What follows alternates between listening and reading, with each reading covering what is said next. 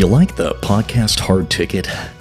Tristan Moore and Jeffrey Boggess created the podcast in 2025 as a nod to the B-movie classic Hard Ticket to Hawaii. And the premise is simple. You take two movies that are very similar to each other, and you talk about them and you compare them at length to one another and kind of get to the depths of the humanity that connects both of them, but also the differences between individuals that disconnect them and set them apart from each other. Yeah. Yeah, that was pretty good. Thanks. Yeah, and the premise is simple. You get an invite to the movies, you go, and you find out that two movies are playing at the exact same time instead of the double feature you thought it was. That's what's happening this week between option number A and B. Tristan, would you like to introduce the movie number A that we're talking about today? We always start with option number A. Option number A is 1988's Vampire's Kiss, which is a black comedy horror film directed by Robert Bierman. It stars Nicolas Cage. Boy, does it ever star Nicolas Cage. The Nicolas Cage movie, one might argue. Yes, if you're ever going to watch a Nicolas Cage movie for his performance, this is the one you need to go to. Because this is a movie about Nicolas Cage he plays a man named Peter Lowe, who's a literary agent. Peter Lowe. Peter Lowe, and he's just a silly little guy who likes to go out at night. He loves the Manhattan nightlife, but he loves it a little bit too much because he starts to think he's becoming a vampire and terrorizes New York and his poor secretary until the very end, which we will get into. So yeah, Vampire's Kiss, great movie. I'm curious, Jeff, how Vampire's Kiss appeared on your radar, because this is not your first time watching this movie. No, it's not. In fact, both the movies we're talking about today were movies that I watched for the first time during our tenure as roommates. You know, I can golden days. Back. Yeah, I can picture it. I get home from work. You've got my dinner in the microwave already. You showed me both of these because option number B is American Psycho, which I watched for the first time in our old apartment. That's a movie that came out in the year 2000, starring a young Christian Bale, directed by Mary Harron. And it revolves around Patrick Bateman. He's a Wall Street guy. He's living the Wall Street life. He's wearing the suits. He's making the reservations, and he loves it. But there's just one little impulse that he has to violently murder and assault people in increasingly more gruesome ways. So Patrick feels this detachment that he has from the rest of humanity. He doesn't know exactly how to stave off these violent impulses, and he doesn't necessarily know if he wants to or not. And the rest of the movie is just kind of an analysis of the natural result of that, if you will. And so both of these movies are movies about violent men in New York in the 1980s who have some sort of delusion, maybe. This is yuppie horror. This is what this is. Yeah, yuppie. The word yuppie gets used a lot, which I don't even know. Like, yuppie isn't a word I hear a lot these days.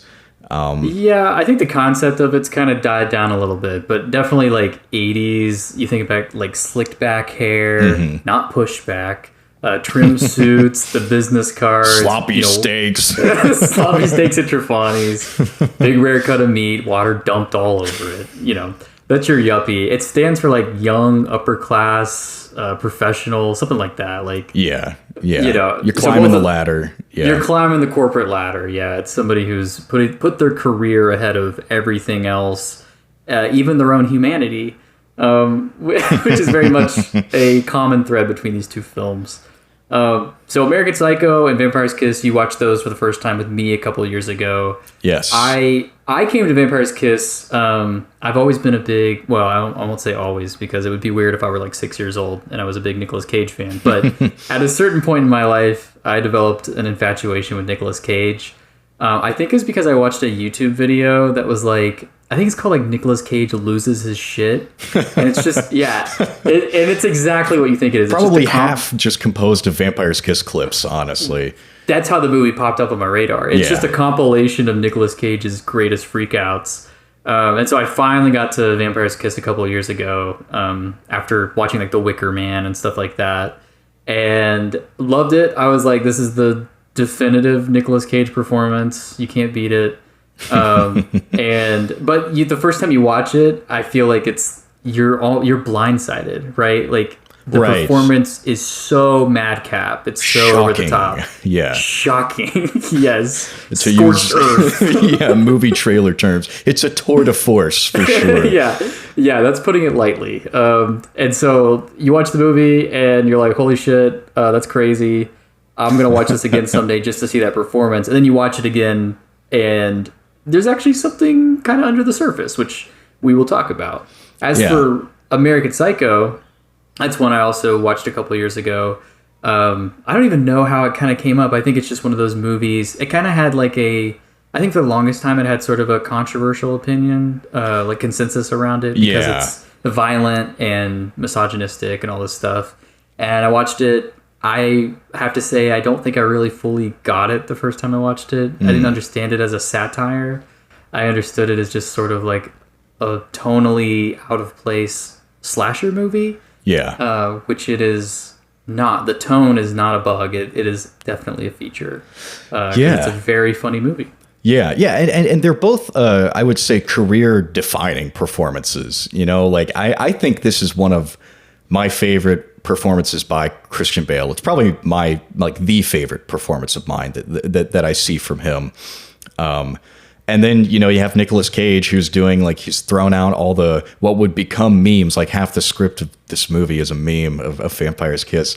And they're so different, very different performances. The whole thing about Christian Bale is that he's going for hyper reserved, just something off under the surface, whereas Cage is throwing everything at you all at once.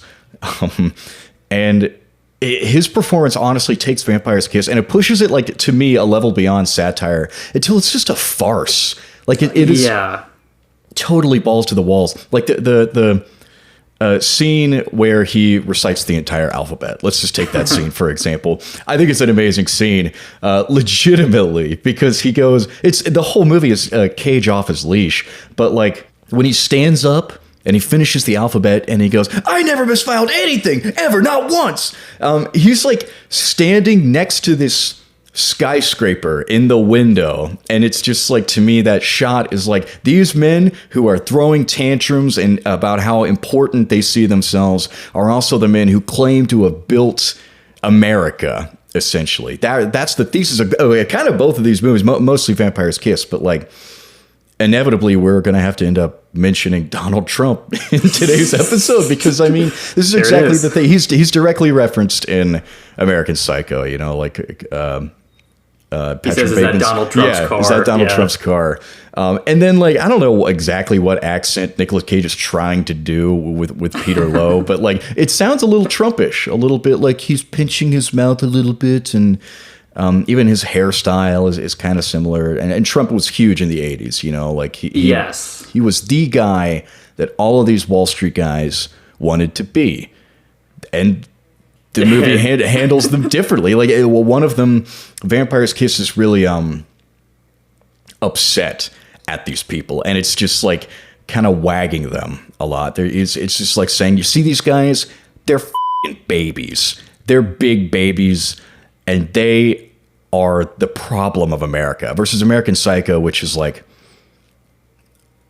just saying these guys are ugly under the surface. They shroud themselves in glamour. They're materialists, but at the same time, they don't care. All of it's superfluous. They're trying to mimic humanity. They're trying to show that they have it while not practicing it at the same time. Satire versus farce is kind of, I think, the heart of these of this comparison. Would you agree?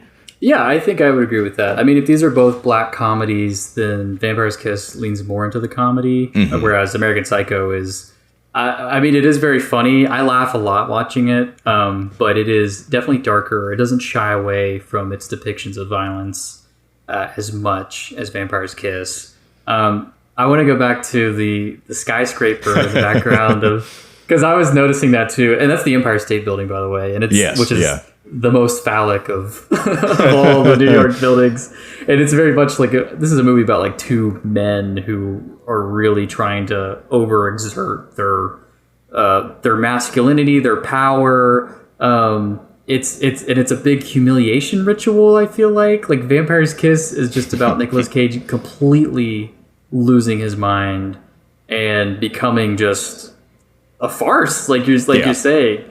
So to set up this movie, it starts with him, the man Peter Lowe, played by Nicolas Cage. He's going around these New York nightclubs, these bars. He's picking up women and everything. And finally, I think that kind of catches up to him. And in his logic, he's picked up a vampire who bites him and turns him into, or starts to change him into a vampire. And from there, he begins acting up. Yeah. He tortures his poor secretary. They're looking for he's a literary agent, so they're looking for this file for this story. And this entire time he is insistent, and he has this army of secretaries working for him outside his office. He's insistent that this one secretary, poor Alva, has to search for this one particular file, this huge big fat folder that he doesn't want to go through. He doesn't want to assign anybody else to. And it has obviously been misfiled implicitly by him, and he cannot accept that about it. He can't even fathom the concept of misfiling something.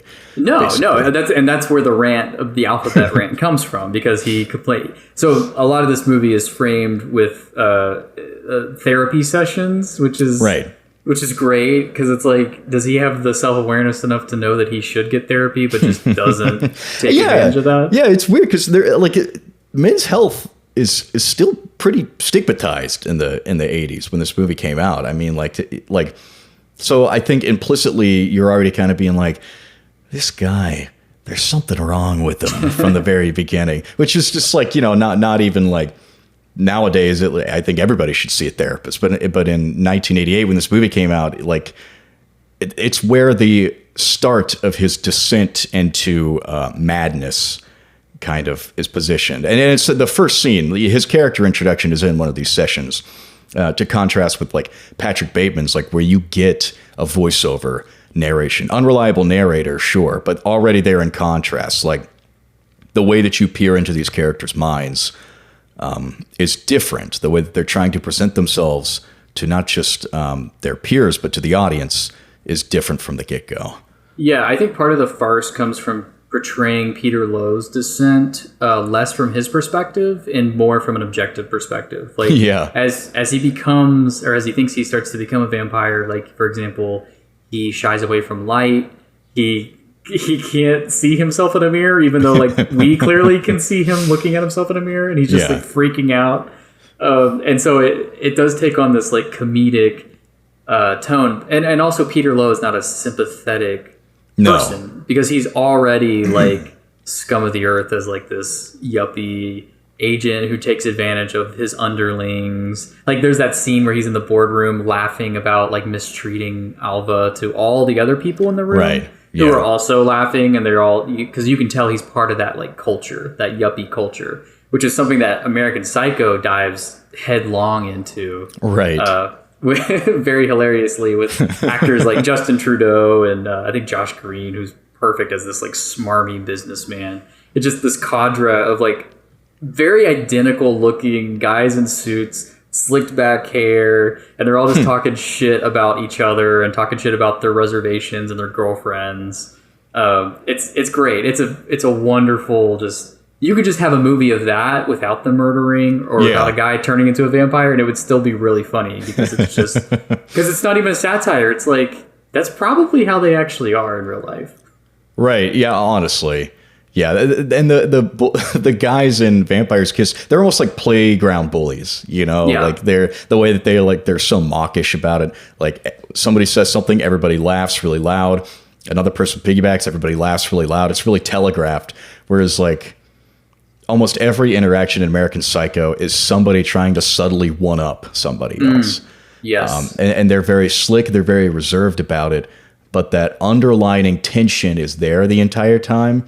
And it's so ridiculously just shallow. Yes, it's so over the top in that way, and it's really funny because you watch Christian Bale's performance, and his is very understated and everything, and you have his like inner monologue where he's like, take the note card scene, for example, the business card scene, where he's just talking about, he's like, oh my god, like the off-white coloring and the raised font and everything, and he's going through the motions in his head, and you hear it, but on his face, he's keeping it just barely contained below the surface. Right, the vein popping in his forehead, sweat dripping down his brow.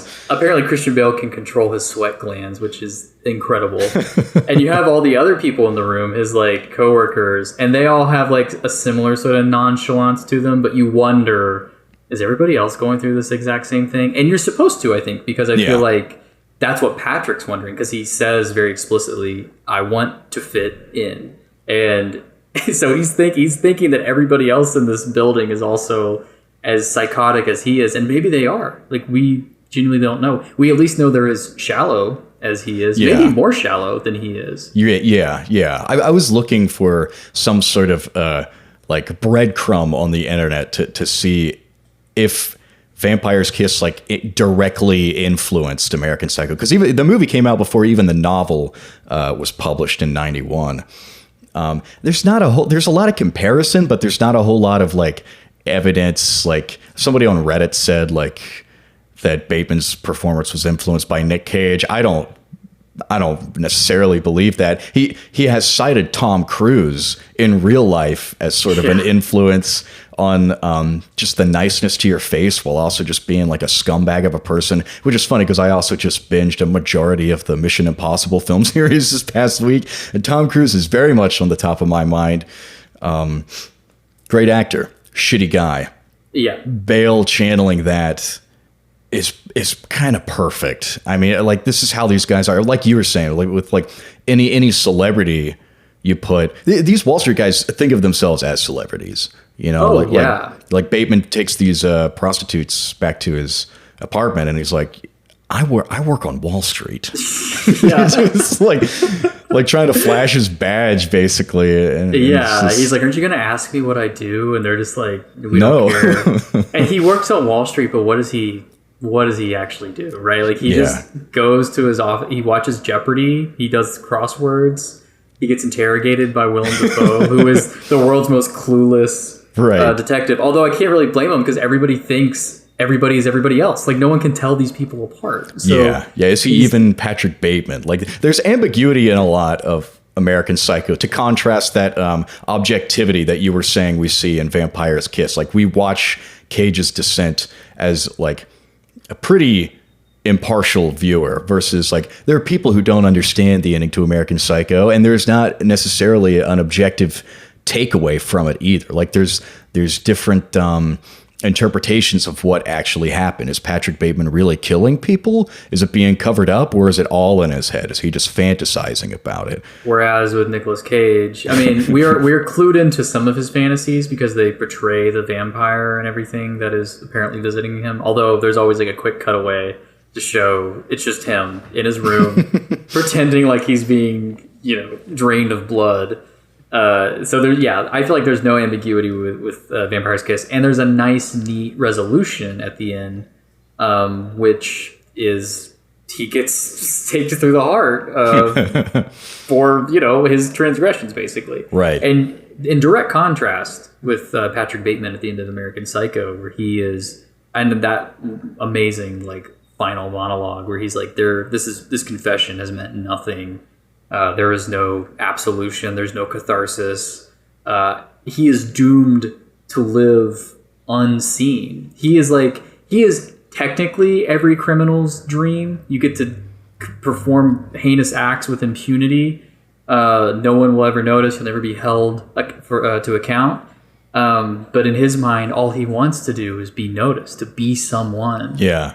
and he can't even be noticed for the one thing that he's actually passionate about and known for. It's like his version of hell. Yeah, which is the serial hilarious. killer's nightmare. Like they're because they they always leave the clues, and everybody wants to be, every serial killer probably takes inspiration from like the Zodiac killer, or to some degree. At least in culture, we kind of like the Zodiac killer is such a fascinating topic for a lot of people, especially those like obsessed with true crime. But he left all the clues. He wanted to be in the paper. He wanted to be seen, or at least, the idea of him to be seen. And there's an idea of Patrick Bateman, as he asserts time and time again. And Mary Harron, director Mary Harron, she kind of believes that a lot of the backlash to American Psycho, because it was a very polarizing film, successful film, profitable film, really put Christian Bale on the map. And part of the success probably is attributed to the controversy. Like people saying it's ultra violent and saying do not see it, being protested by activist groups. But it's not that much more violent than a lot of other movies. In fact, it cuts away at the moment of a lot of violence, and some violence is implicit, like Bateman's murder of just a blonde model that he brings into his place. We see her severed head in the fridge later on. Yeah, I do feel like that is intentional too. I think that because audiences crave violence, right? Like there's something in us that does crave like that simulation of violence, and we get some catharsis out of it. And the movie, does consciously cut away from a lot of that to defy that, to deprive us of what we want as a release, and mirroring, I think, Patrick Bateman's dilemma, which is that he gets no release from his bloodlust. It is unending, and he will never be caught, and so it will continue to be unending. Yeah, Heron kind of cites that as why activist groups were upset, and that sounds like Hays Code era bullshit to me, where you have to see everybody get like recompense for their transgressions. Like anytime somebody sins, they have to be held accountable for it, and it's just like, no, it's post New Hollywood at this point. Like we can show this character. He's not necessarily complex. He's just like the idea. What he represents is like he blends right in. And because of that, he can never be held accountable. Oh yeah, Patrick Bateman is a shadow. He is a symptom, I think, of a larger problem, which is something that both these movies, I think, are getting at. American Psycho more precisely, and it's a critique of a particular type of culture that arose from the 80s, which I think is like hyper consumerist. It's very self-gratifying. It's super atomized.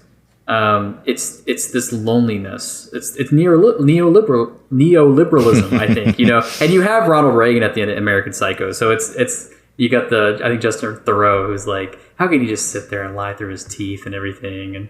And it's like, what about you? Like you're a monster, Yeah. So it's very consciously evoking like the Reagan era of the America and, Thatcher era economics and stuff, where it's just like everybody is shallow, everybody is a materialist, and when you become a consumer, you start to feel like a product. You feel like you need to be catered to and everything, and it's a very shallow way to live. Nicolas Cage's character in Vampire's Kiss balks at like real human relationships. To the point, I mean, like it makes him so angry. Like the taxi driver, even, who just has a picture of him and his wife.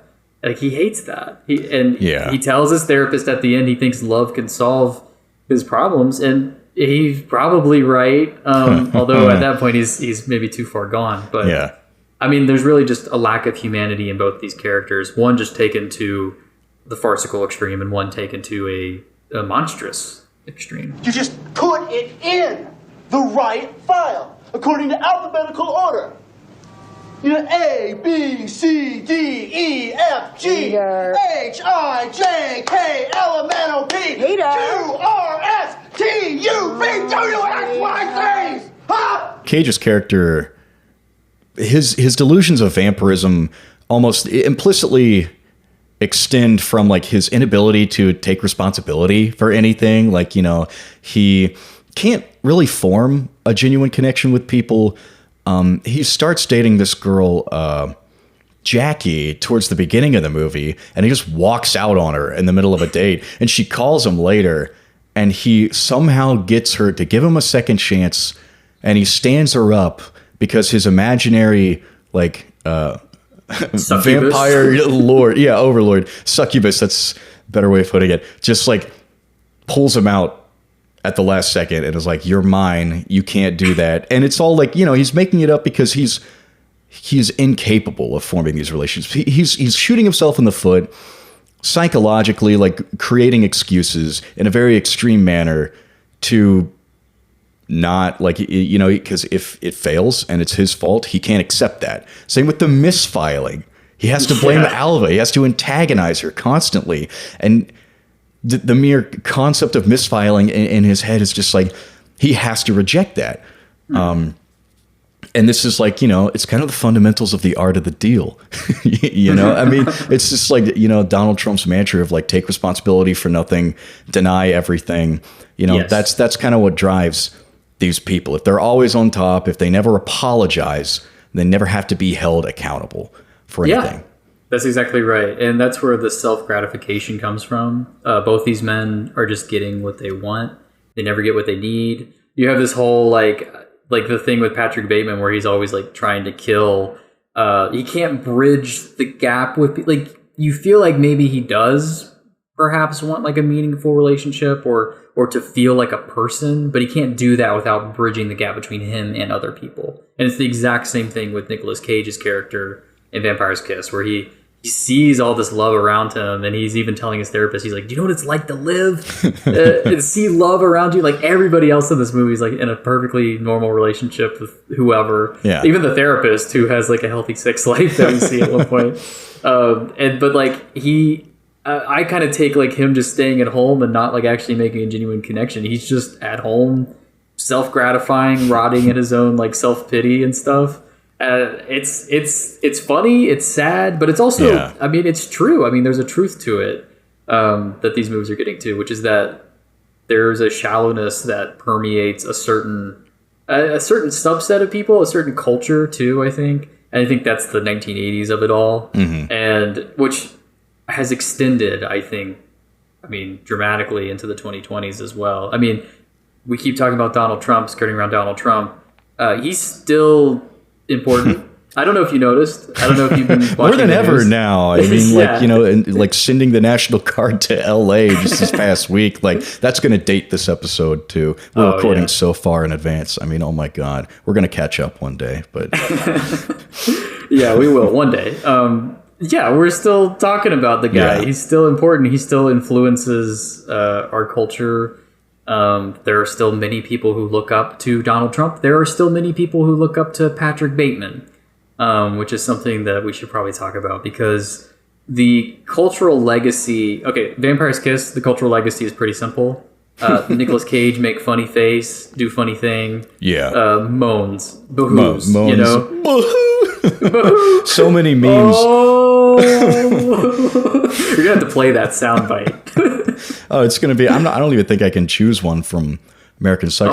I just want to litter this thing with sound bites. Yeah, because it's so much of these movies have been memed to death. And both of them. Yeah, they both have like... You read about them online. Everybody says Vampire's Kiss has a cult following for Nicolas Cage. People say that about American Psycho, but I kind of feel like it's permeated the zeitgeist a little bit now too. It's more of a mainstream kind of movie now.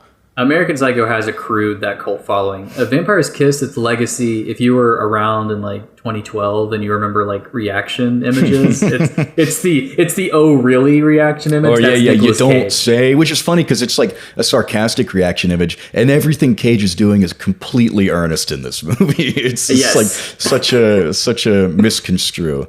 Yeah, and contrast that with American Psycho, where like the cultural legacy of American Psycho is, I mean, people make fun of Patrick Bateman a little bit because they're also making fun of like kind of like neo yuppies or whatever. But also there are people, I think, who are really into like the Sigma grind set. I don't know if I'm using that correctly.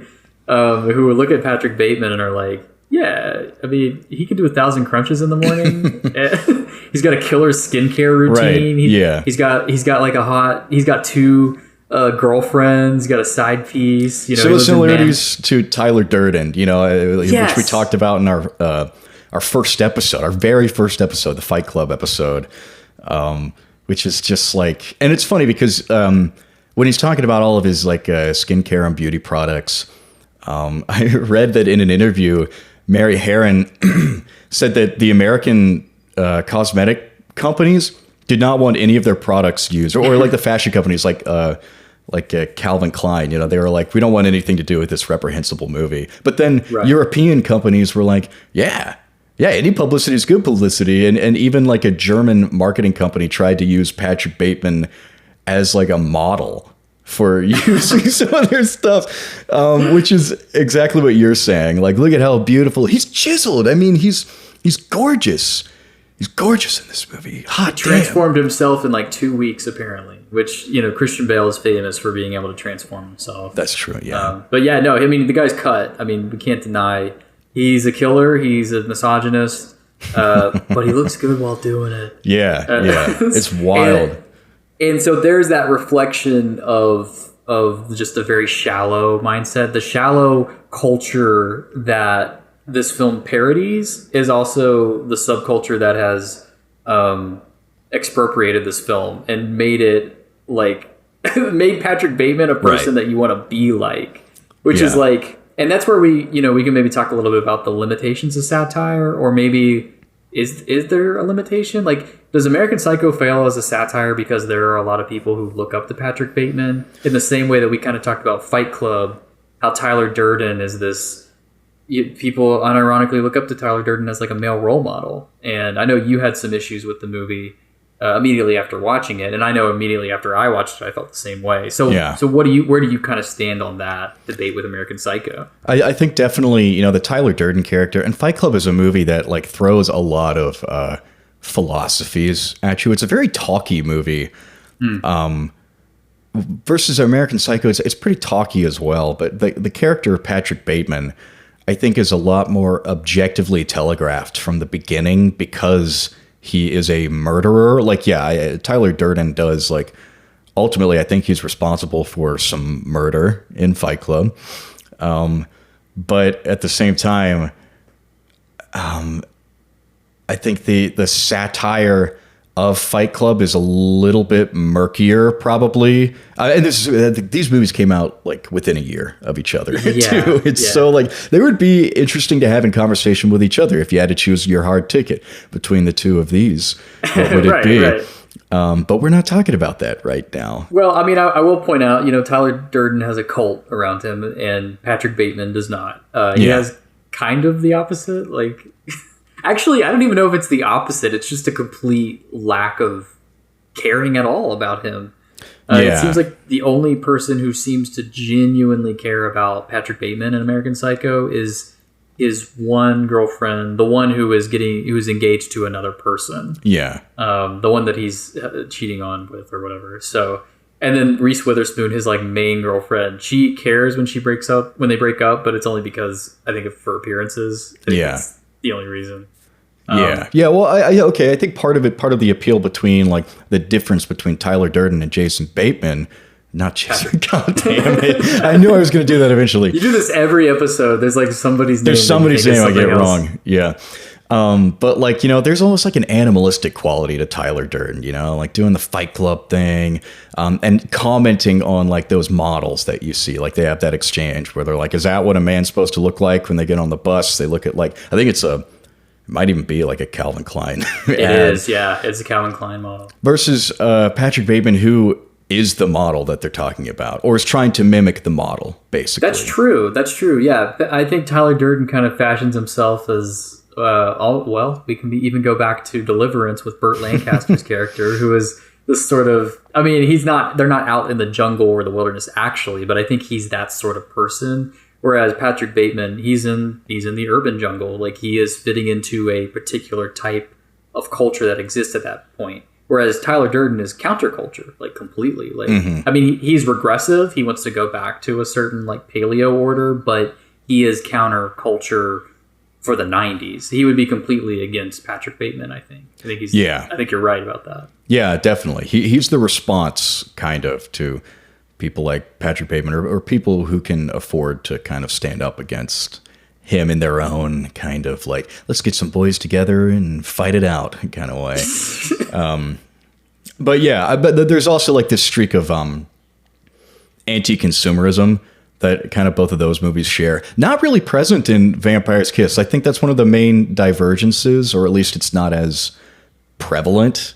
Yeah, it is more subtle, and it might be a connection that I just want to draw unconsciously, because I feel like they're very much taking the piss out of yuppie culture still in Vampire's Kiss. Although it hadn't really, it's 1988. I think the term yuppie was coined in like 83. So it was a thing, but it hadn't witnessed its sort of like decline at that point. I don't know if it was as commented on. It was critiqued as much at that point. But I do feel like there's an implicit critique of yuppie culture. And with that comes sort of a critique of consumerism. Although I'll say Nicolas Cage's, his house is pretty Spartan. It looks like a tomb. It looks like a mausoleum, which is thematically consistent with the whole Vampire's Kiss thing. Like, he lives in an apartment that looks like an old Gothic like castle. Yeah. Lots of inspirations from like Nosferatu. First, you get the scene on the stairs where his succubus's shadow comes down first, and there's a lot of emphasis on the empty space on the wall for it to grow. Then you actually get footage of Nosferatu on a TV, and then you get Cage just saying, "I'm a vampire, Nosferatu!" Like, just so on the nose. And that's kind of like the escalation I think you get in Vampire's Kiss. It is so ridiculous. The movie itself is over the top, and Cage's performance kind of matches it almost in a perfect way. It does steal the show a little bit, and the first time I watched it, kind of like you were saying earlier, that was like the main event. And then when I rewatched it for this episode a few days ago, I was getting a lot more out of it than I did the first time. Yeah, I think, you watched the movie, and I read a lot of critic reviews of the film at the time, and it was a lot of like, Nicolas Cage is crazy and fun to watch, but he completely derails the movie because it is so, like, doesn't fit with the movie. And rewatching it, and this is my third time rewatching, like, the musical cues, the escalations that are like actually written into the script, I feel like you're right. I mean, he's going over the top, but I don't feel like he is derailing the movie. I feel like it is just, he is the movie. Like, that's kind of, it's him, he's the main event. But you do pick up on more. You're right. This movie does have more to say about like shallowness, about relationships and stuff like that than just, oh wow, look, it's Nicolas Cage making a funny face. Yeah. Dare say ahead of its time, potentially. I don't know if this movie would still be as much in the conversation as it is now if not for Nicolas Cage, which is kind of like, I mean, meme culture got huge in the past 20 years, and Nicolas Cage is just like a constant hose. They're all just coming out, and he's had a renaissance in the past like 7 years as well. Like, starting with Mandy in 2018, going all the way to 2022 when he plays himself in The Unbearable Weight of Massive Talent, which feels like such a missed opportunity. But oh my god, yeah. Even the year before. Yeah, with Pig, I love Pig. Pig is my favorite movie of 2021, I'm pretty sure. And Cage has that range. But at the time of Vampire's Kiss, it's like he's hot off the heels of Moonstruck. His agent tells him Vampire's Kiss is not a good idea. It's like kind of career suicide in the same way that Bale was being told the same thing about American Psycho, which is funny because Bale apparently like turned down like 9 months of work waiting for Leonardo DiCaprio to drop out of the original incarnation of what American Psycho would have been with Oliver Stone at the helm. Can you imagine? I was reading about that bit behind the scenes about what this movie could have been and how bad it would have been if it was Leo in the starring role, and just like a straight, like, not satirical, just straight horror film.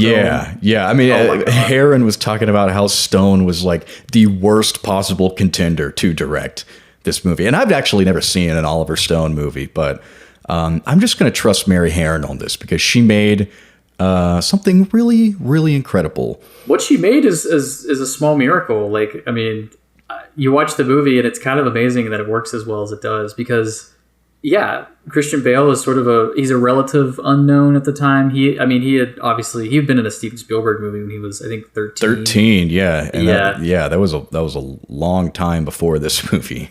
Yeah, so like this is what really established him on the map, and what led to Batman, which hey, two Batman bails, Begins. two bails in a row, right? Two there. bails in a row, yeah, which is an accident, but we're happy it happened. But then you look at Nicolas Cage, and I've seen Moonstruck, and Moonstruck's really great. It's a really solid performance from Cage. It's dramatic. It's not over the top. And to go from Moonstruck to Vampire's Kiss, I'm almost inclined to agree with the agent if it weren't just such a great movie to watch. Right.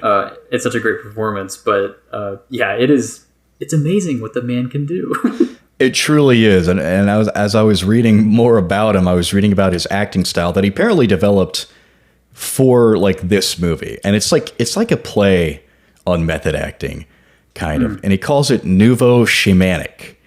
What the hell does that mean? I don't know what it like literally translates into, but he has this this interview with the on-demand entertainment that he did for the Ghost Rider sequel, where he's talking about nouveau shamanic, and he's got this quote where he's like, he puts on what he calls Afro-Caribbean paint, like black and white paint. He sews Egyptian artifacts like into his clothes. He tries to channel some sort of like energy, or at least trick his mind into thinking that he is this character. And then he like walks around on set and he doesn't talk to anybody, and he creates this aura of just like hostility, and then channels it into his performance. And it's such a strange description because it really just sounds like method acting with an archaic kind of twist to it. It's method acting with cultural appropriation. Yeah, a little bit, but here's the result of it. Yeah, actors, man. Who could say? I don't know. That being an actor is one of those things that is like completely foreign to me. Like I don't understand how people do it. I'm an awful actor. You're pretty good in front of a camera, so you might be able to kind of clue us in. I'm not an actor. I'm not going to pretend. I'm not even going to pretend to speak on behalf of actors. I've never taken a class. I just try to be as naturalistic as possible, and when I watch myself back on screen, I cringe really hard. Don't know if Cage does that. Yeah, I'm trying to imagine Nicolas Cage watching Vampire's Kiss in 2025 and being like, yeah, that was a good one. Apparently, he cites it as one of his favorite roles of any movie. He ate a cockroach, so that's a little weird that's something that he cites as one of his favorites. He did, yeah. I wonder if he had a call with John Leguizamo afterwards when he ate the maggots on the pizza in Spawn, when they're just like, oh, yeah, geez. would you, you want to trade like recipes sometime? I don't know. God. Oh, God. Yeah, actors, man. Yeah, what do they do? What are they doing there? What's going on there? I don't know. Is that acting? Is that what that is? Acting is just gaining and losing weight. Acting is getting cut and eating cockroaches. I'm a vampire! I'm a vampire! I'm a vampire! I'm a vampire! I'm a vampire! I'm a vampire! Both of these movies really center around like one kind of character. Any other character is sort of tedious. You know, there's not a lot of characterization. They're a main central showcase. The secretaries, though, are the closest things to our kind of our supporting protagonists in these. They're the object of, in Lowe's case, ridicule and antagonism, and then in Bateman's case, like almost like this sexual kind of desire, but also like the one instance of humanity where he kind of decides to spare somebody's life. We can get into it a little bit more, I think. Yeah, they're interesting because I think in a way they're both kind of audience surrogates, and we talked a little bit about perspective earlier, but I do feel like when you're watching the movies, obviously the most human character in American Psycho is Jean, who, I mean, she likes Patrick. You can tell, like, she has a little crush on him, which, it's Christian Bale. He's good looking, I understand. But, like, you can tell, she's kind of naive. She doesn't understand, but she pieces it together at the end, like, what's going on. She's, like, the only person in the movie who does, I think, who actually begins to understand Patrick Bateman. She's the only person who gets spared by him, except for his one coworker in the bathroom in a really funny scene. And so, I don't know. You feel like she's sort of an outlet, like she could potentially be that bridge that Patrick Bateman could have to become a human, but doesn't take. The closest he comes to taking it is by simply sparing her life, which is the most human moment in the entire film, I feel like. You look at Alva, who is also like, you're just like, you go into this movie from the perspective of Alva, and Nicolas Cage becomes a lot less funny and a lot more terrifying as God. The world's worst boss. He's jumping on desks. He's like screaming at her. He's chasing her through their workplace and everything. And eventually he assaults her at the end of the film. And you're right. You do have this like dueling motivation between the two, like where Nicolas Cage is like, she's my outlet for aggression. Patrick Bateman, we looked at Gene, that's his outlet for, I don't know, maybe sort of being a human, a little bit trying to be a human, trying to show some mercy at least. Yeah, the chain of screaming, as such, it has been described. You know, like where your boss yells at you, and then you yell at somebody who you oversee. Both these movies kind of touch on it a little bit. I remember the first time I watched Vampire's Kiss, and we get to the Alva scenes where she's at home or she's talking to her brother, and I'm like, let's get Nicolas Cage back on the screen. Come on, what are we doing? And then I rewatch it, and I'm like, God, she is such a crucial piece of this story. Yeah, because they're both, and if you want to talk a little bit about class, because we're talking about the yuppie culture and everything, both of these women, and it's, I think, important that they're women too, because masculinity figures so prominently. Yes. But both of these women are clear. I mean, Alva, we see her home. She just lives like in a modest, like duplex with her mom, her brother. We don't ever see Jean's home, but it's implied, I think, mostly implied by the way Patrick comments on the way she dresses, where he's like negging her the whole time, being like, oh, you're too pretty for what you're wearing and stuff like that. So they're lower class too, which kind of plays into this like theme of exploitation. Yeah. When you're a consumer, you feel like you can consume people, especially if they're the ones who are supposed to be serving you. And it plays really prominently in these movies. And it goes a long way toward either generating sympathy for the character or stripping it completely. Like, there's never a moment in Vampire's Kiss where you're like, I kind of feel sorry for Peter Lowe, except for maybe when he's talking to just the building. But Patrick Bateman, you kind of get a sense that maybe he doesn't want to be doing this. Like maybe he would rather be fulfilled in a real way. But then he starts killing people again, and you don't care. Right? Yeah. I mean, they're entirely unempathetic. Like they just. I think it's funny that the movie, that Vampire's Kiss, starts off like with Peter Lowe kind of bearing his soul to a therapist. But then all of his confessions end up just being so shallow as well, because they're all kind of self-inflicted wounds. Yeah, I mean, I think you got some nice visual symbolism later on when he pretends like he can't see himself in a mirror. Like the guy does no self-reflection. I mean, and Patrick Bateman just comes right out and says there is nothing to self-reflect at. Like he is a vampire and more, I think, of a literal sense. Just there's nothing there. He has no soul. There's an idea. Patrick Bateman. Right. Yeah. We're the sum of our actions kind of thing. Like there's nothing underneath. He even has that quote at the end where he says, "But inside doesn't matter." I mean, that's like one of the last things that he says in this movie. Yes. Yeah, we're the sum of our actions, but also the sum of what happens to us. And Patrick Bateman, his whole stint in this movie is just one long public display of humiliation.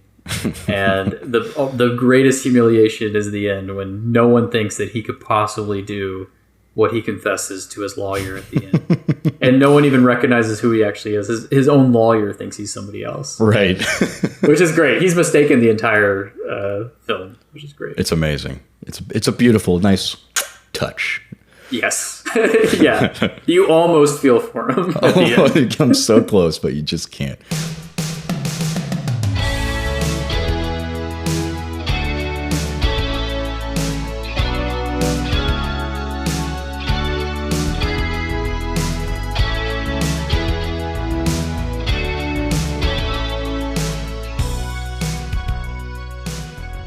Well, how about we take this over to the questions? Yeah, I'm ready for some questions. Do you want to go first, or do you want me to shoot? Why don't you start us off? Okay, so both of these films have generated enduring memes. Is there a line or a moment that you think deserves to be memed more widely that just never got picked up? Yeah, I think so. I think the line that I wrote down from American Psycho was when Patrick orders his dinner or his date's dinner, and he says, "You're gonna have the peanut butter soup with smoked duck and mashed squash. The New York Matinee called it a playful and mysterious little dish. You're gonna love it." I just think that people should refer to their food as playful and mysterious little dishes more often. Oh yeah, oh definitely. Yeah, I feel like there's so many Batemanisms that could really enter into the vernacular. I love his little like soliloquy he goes on in the beginning where he's talking about all the social issues. He's like, we have to stop nuclear armaments, and we have to feed the poor and all this stuff. And we have to end racial discrimination. And his like friend across the table is just like looking at him like, you're so full of shit. I love that. It's just like bullet points from like an ethics class, basically. Yeah, and that's Patrick Bateman. Like he's just reading like a list of things that he thinks he should say. It's so great. It's so funny. Yeah. What do you got? Speaking of Patrick Bateman, what else do you think would be on his Cool Songs to Murder To playlist? Okay. In addition to Phil Collins and Huey Lewis in the News, what else is he playing when he starts swinging the axe? Yeah, it's got to be something from the 1980s, right? Mm-hmm. Some pop song. So we talked about like the theme of materialism. Material Girl, Madonna. That has to be on there at some point. I also feel like you could do...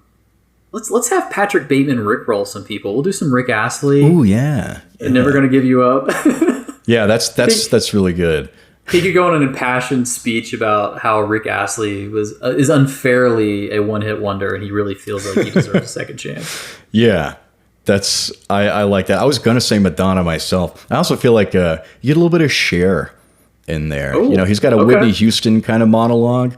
Get a little bit of Cher. Get a little bit of Cher in there too. How about a Cher monologue? Talk about Moonstruck and the career of Nicolas Cage. There you go. Yeah. Yeah. All right. So, we've had Freddy versus Jason. We've had Alien versus Predator. What happens when Peter Lowe and Patrick Bateman meet? I feel like if they meet and they kind of battle royale, like you're saying, it's going to be Lowe who makes the first strike because he's, delusional and cares a lot less about like his outward appearance, at least by the end of the movie. So he's going to bite Patrick in the neck probably with his plastic vampire teeth. Or no, they're real. No, he goes with the plastic ones. He gets the plastic ones. He goes with the plastic ones, yeah. They're cheaper. Yeah, he's going to bite Patrick Bateman, but then Bateman is going to obviously he's not going to take it, and he's going to just kick the crap out of him because he's going to physically overpower Lowe. So it's basically a psycho murderer versus an animal in that case.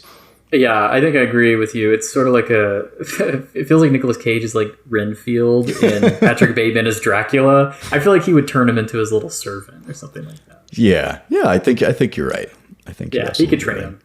He'd supply him with women, and and I think it'd be a symbiotic relationship. I could see Peter Lowe supplying some people for Patrick Bateman. Oh yeah, you're right. That would be an interesting movie. That's the crossover right there. Oh man, I want to watch that movie. They could do it.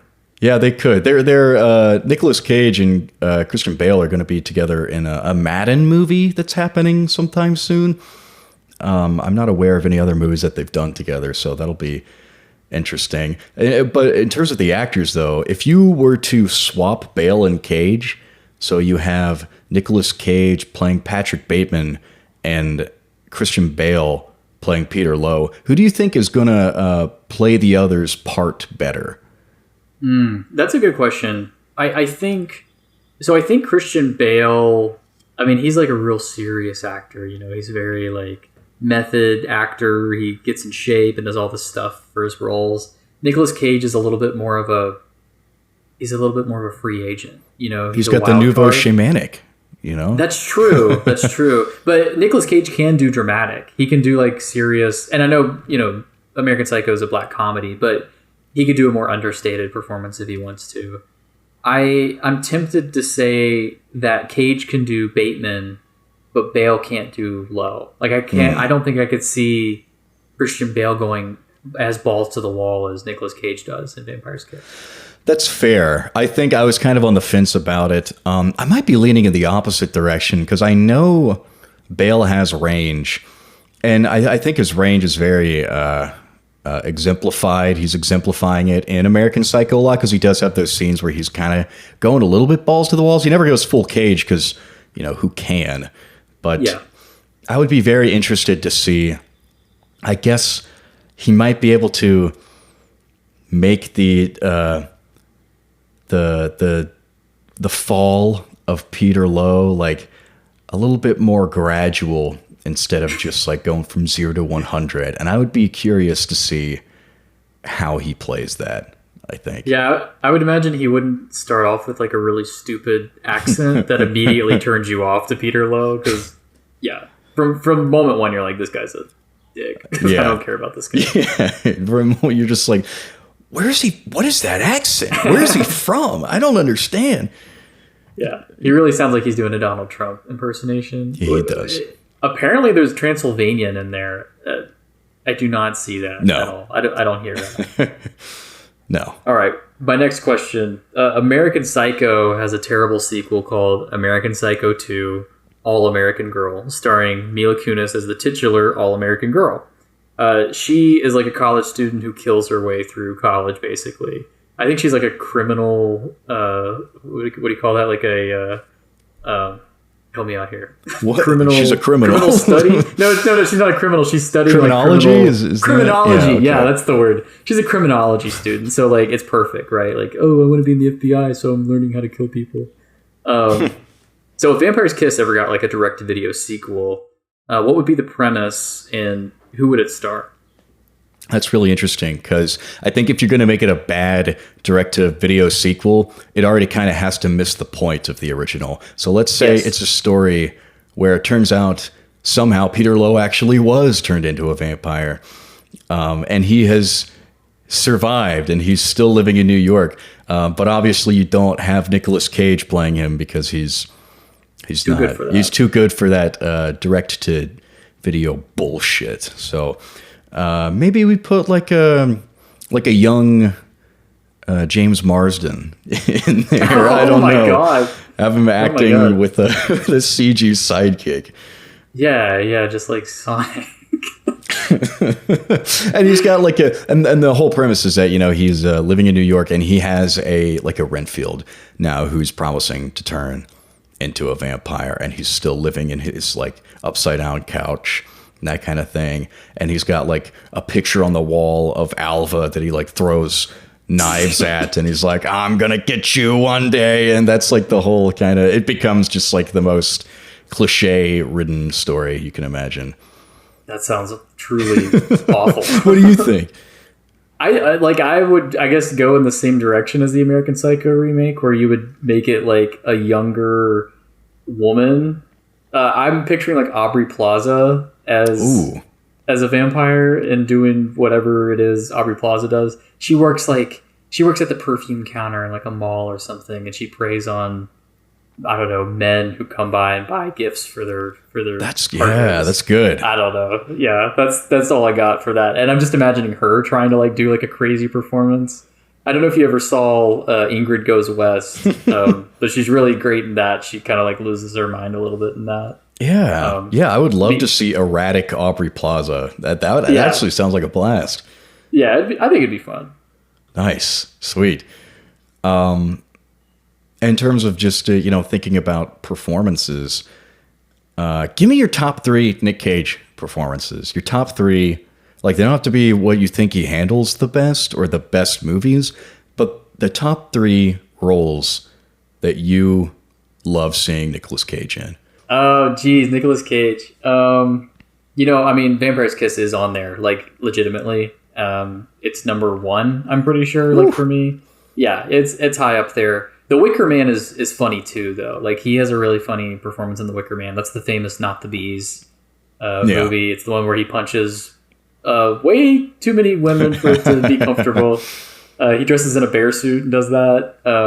How to Get Burned, How to Get Burned. You know, famous Nicolas Cage performance. I love that one. And because I'm a softie, I got to go with National Treasure because that's my first Nicolas Cage movie as a kid. That kind of put me onto him. And I mean, we're gonna steal the Declaration of Independence. Like, that is so just like such an iconic line. When they fucking put like lemon juice on the back of the Declaration of Independence to read like secret ink, and they like put it in an oven. Classic movie. Do you remember when we tried to do Nick Cage November when we were in college, and we watched like 75% of Face Off, and then like nobody was paying attention, everyone was talking and drinking, and you just took it on yourself to turn the movie off and turn on Mulholland Drive of all movies, and everybody was just like, what's happening in this movie? What's going on? I thought, wait, is she a different character now? Oh, no, they all took their faces off, and now they're all different characters. Oh, it's brilliant.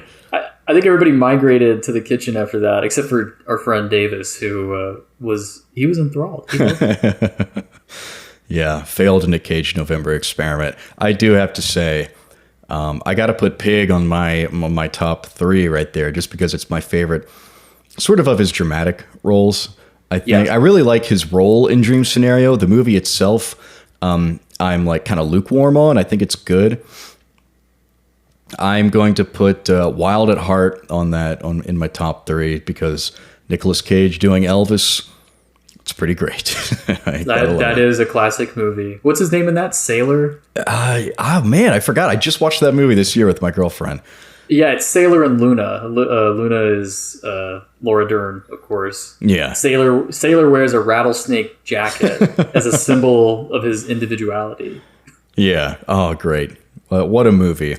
And then I got to round it out with Raising Arizona, just because that was probably one of my introductions to Nick Cage. It's a kind of underrated somehow still underrated Coen Brothers movie. And he's great. He gets to do some physical comedy. He gets to cage out a little bit. But he gets to be a dad. Yeah, he does get to be dad. It's great.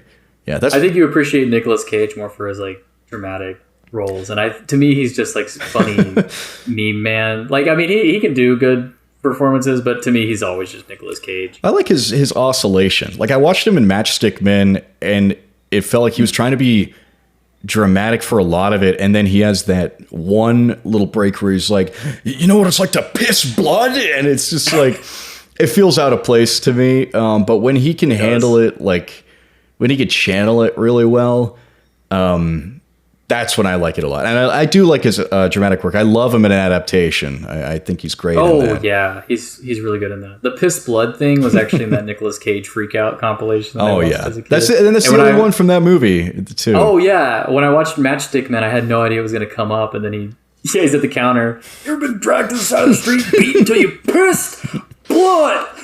He's going a little too try hard with his portrayal of OCD in that movie, I would say, but. Yeah. Although it's a good movie, I like that. It's fine. All right. All right. Next question. So, barring the fact that Nick Cage and Christian Bale are still, very much active working actors today, what up and coming actor do you think inherits like their sort of similar mantle of like madcap method actor who's like super intense? Yeah, that's a good question.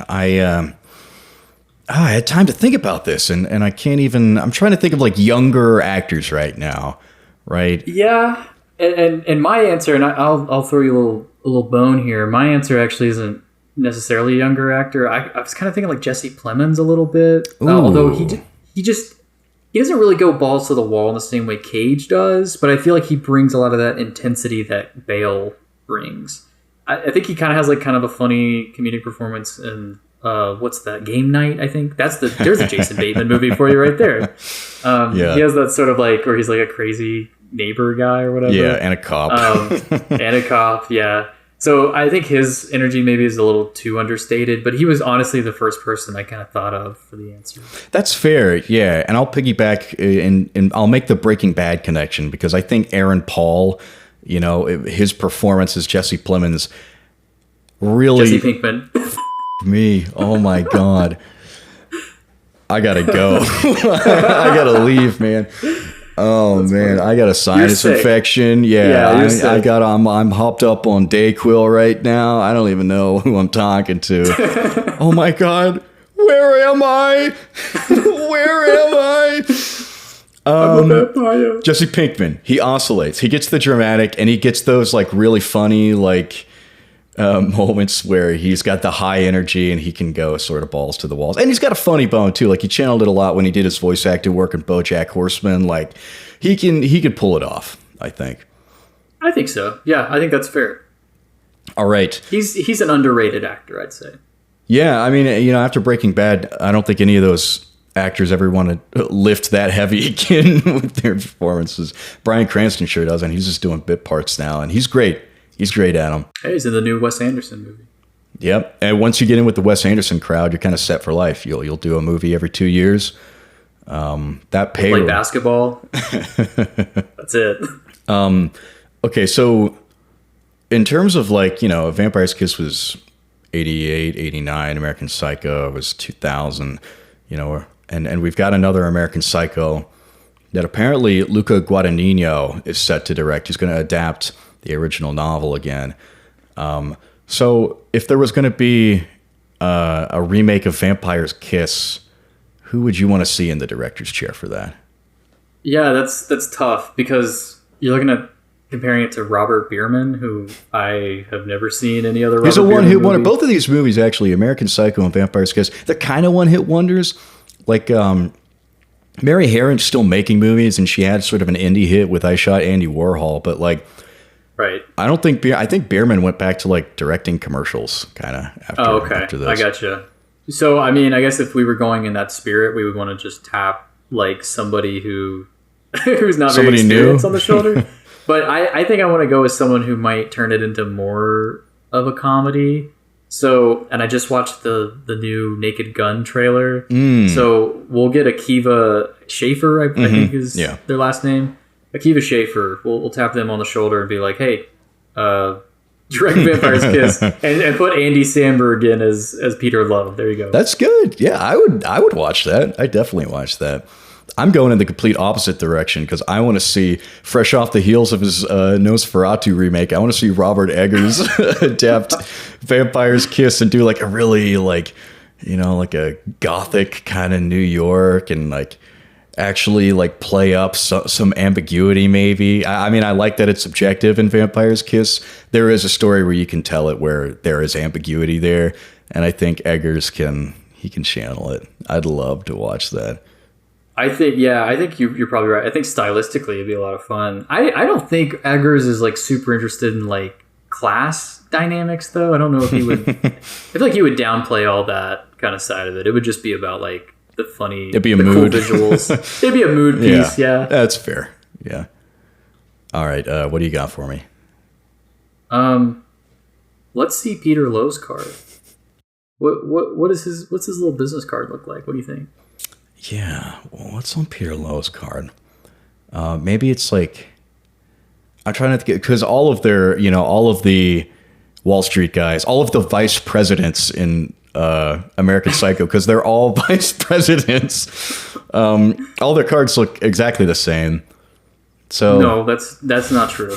That's not true. You're just not paying attention to the subtle differences, the off-white color, the watermark, the raised lettering.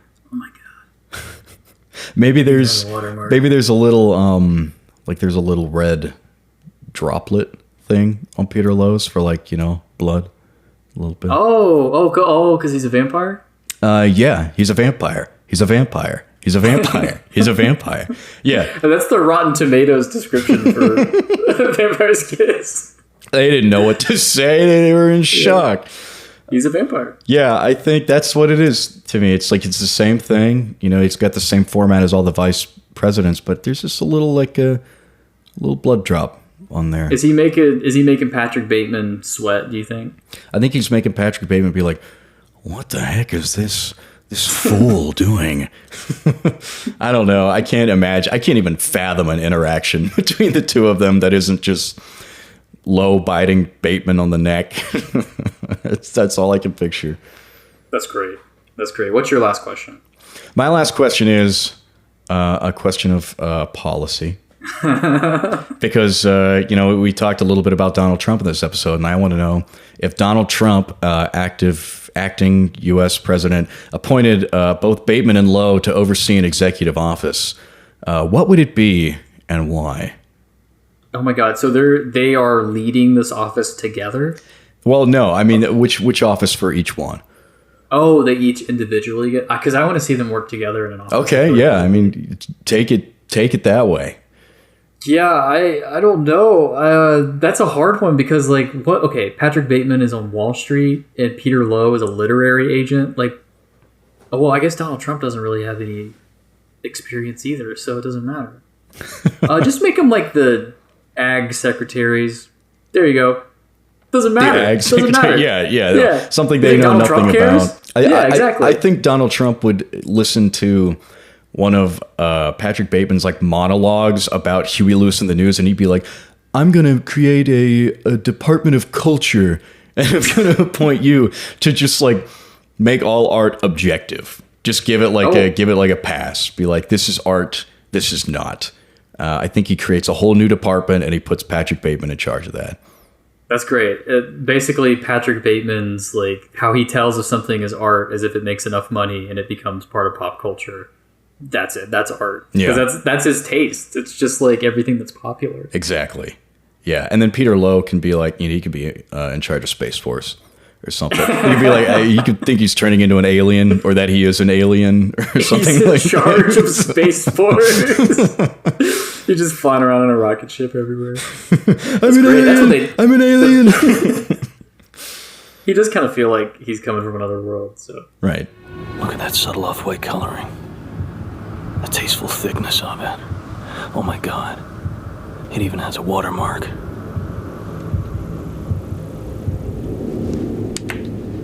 Something wrong? Patrick? You're sweating. All right. We've reached the end of our ticket. And it's time to ask the question.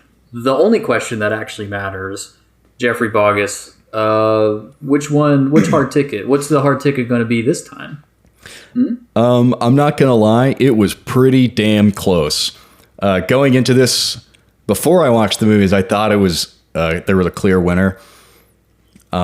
Still went with my first instinct, which is American Psycho. I'm going to see American Psycho, but the stuff that I picked up on in Vampire's Kiss was just damn, I have to give that movie a lot of credit for what it does. I agree. And my first instinct was the same, was American Psycho. And I ultimately did go with American Psycho. Although while watching Vampire's Kiss, again, and this is my third time watching it. I know this is your second time, but I was picking up on even more stuff that I hadn't picked up on before. And I really appreciate the film's level of frenetic energy. American Psycho is so much more controlled. Yeah. Which is, respectable and laudable in its own right. And I think ultimately kind of puts it ahead. But man, there are just some really high highs in Vampire's Kiss that I don't think even American Psycho reaches. Yeah, but no. ultimately, yeah, I'm going to go American Psycho. I think I would ultimately give my hard ticket to the Nicolas Cage losing his shit compilation that you mentioned earlier, because my favorite scene of both of these movies is the alphabet scene. I love how his therapist too. She's just like, your alphabet. It's he puts his hands on his shoulder. He's like, I never misspelled anything, not once, not one time. So good. It's such a good scene. I love it so much. That's gonna go on our social media. We'll have to share that. Oh yeah. But what do you guys think? What would your hard ticket go to? Thanks for listening. Thanks for joining us along on this journey. Follow us on Instagram and Blue Sky at Hard Ticket Pod. That's all one word, all lowercase. Follow me on Letterboxd at Jeff Blogus. Again, that's all lowercase, all one word. How can people follow you, Tristan? Oh, they can. They can follow me on Instagram. I think my handle is Tristan_less, and I think my Letterboxd handle is just Tristan M. If you search that in Letterboxd. Sorry, I've never done a social plug before, but you kind of sprung this on me a little bit. Yeah, I did your social. I went back and re-recorded social plugs for all of our previous episodes and did them for you. So. Oh, yeah. Thanks. Did I do it right? Is that what you gave people? Because I have no idea. It's close enough. Yeah, we'll let it slide. You guys don't have to follow me. It's fine. You know who I am. Thank you, Aaron Griffin, for mixing and mastering our theme song. Thank you, Jared Tadlock, for providing us with our branded elements to keep our podcast looking fresh. Join us next week when we have a hard ticket to choose between 10 Things I Hate About You and American Pie. It's going to be a fun conversation. We'll see you then, and until that day, we'll see you at the movies.